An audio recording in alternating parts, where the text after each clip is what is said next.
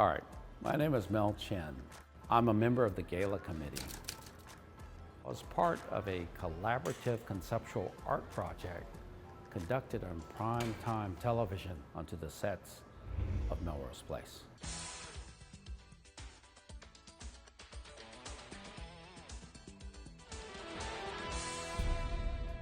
You have a character named Peter Burns who is lying and waking up, going for another bout of unprotected sex, it seems. Please. And he's rolling around in sheets that are printed with hundreds of unrolled condoms, something maybe he should be using. The baby mobile, oh, that's a television remote control. A mobile.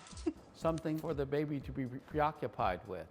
The image of the Oklahoma City bombing rendered very much like the absolute vodka ads of the time.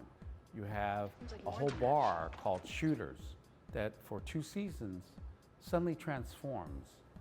And on the bar are hundreds of labels that depict the entire history of alcohol in America. Well, Why First begins with a directive for an exhibition in Los Angeles that had to be about Los Angeles.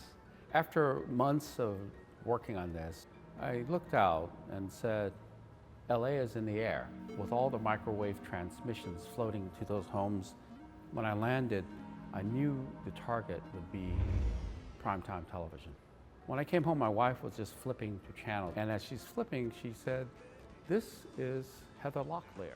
I am sorry for your loss. And I saw this blonde face with blue eyes move her head, and behind it was a painting. I said, "That's the piece. That's where we shall begin." The moment that we approach, you go to the fanzines and find out who's who. You got to know who Heather is, and then you have to also, more than that, know who the set decorator might be. We found Deborah Siegel. So the proposal was quite simple. Why don't we make art for you, and we'll make it without cost? So it was an offer, and it was accepted, and we'd be immediately to produce work to put in the show. If we did paper doll cutouts connected, it would be a really abstract image. The why? Let's look at it this way. You know, American culture has been shaped by the things we are engaged with. You had so many shows produced by this amazing producer, Aaron Spelling, that sometimes you don't know how you're acting or whether it's mediated by what you see and what you take in.